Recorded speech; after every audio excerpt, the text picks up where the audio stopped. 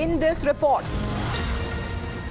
where there have been more details that are now revealing this certain Hindu hate. As we get you to more details of this report, it's a pretty detailed report that is coming out, especially when it comes to the emphasis of blasphemy, where the report highlights how people have been attacked in the UK for their comments based on the Prophet or even disrespecting Islam according to their point of view. However, there is no direct mention of India here, but also it can be given exactly what certain incidents, Pradeep, that has also taken place here in India, as we have seen those elements who talk about Sartan se Juda, and we've seen the consequences of what exactly is now being called out in this UK report. See, there's a paradox, Samita. When they say something where they try to glorify terror-related activity, they call it a freedom of speech. And if somebody says something, they just try to say that this act was blasphemous. And in this report, there is one example given of a grammar school professor. He had to go into hiding for so many weeks because of this threat from the Islamist radical element, because he had said something and they said his comment was blasphemous. And that's one of the threats. The second is that hope that these reports help them to wake up from the slumber, because for long India had been saying this thing. It was in 1984, Indian ambassador in UK, Ravindra Mahatre, was killed in Birmingham by the JKLF terrorists. And since then, India has been telling them, stop providing them refuge in your country.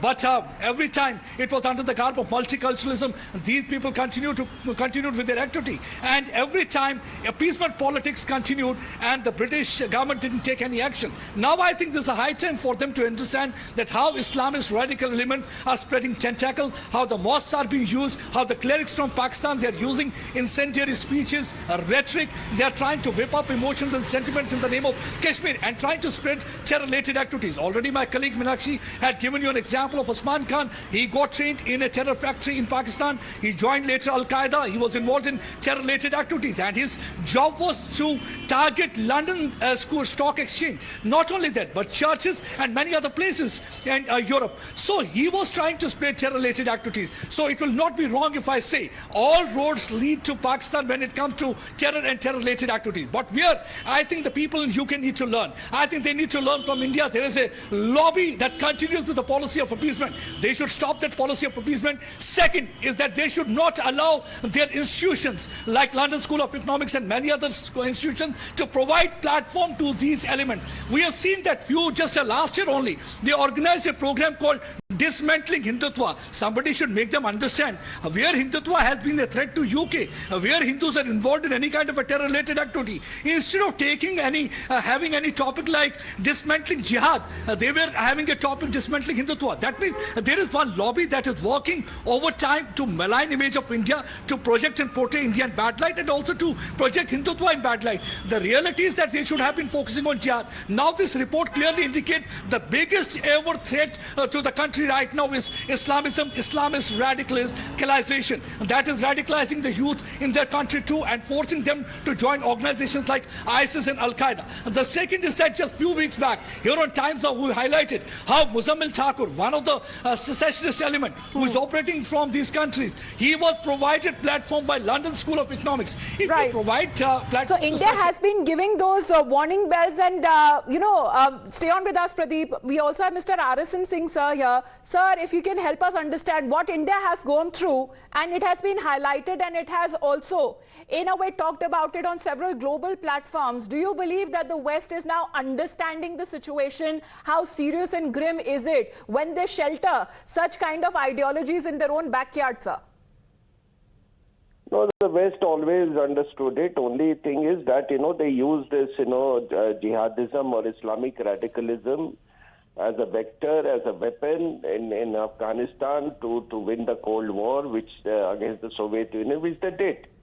But let me remind everybody that Maulana Masood Azhar, he in 90s, 91 was or 92, he visited UK, addressed, in about 40 seminaries and mosques, and that is how radicalization in Britain started. And let's also not forget the reality that ISIS was also created by the West. But I would say that the epicenter of the jihad that you see lies, somewhere between, in our subcontinent in Egypt.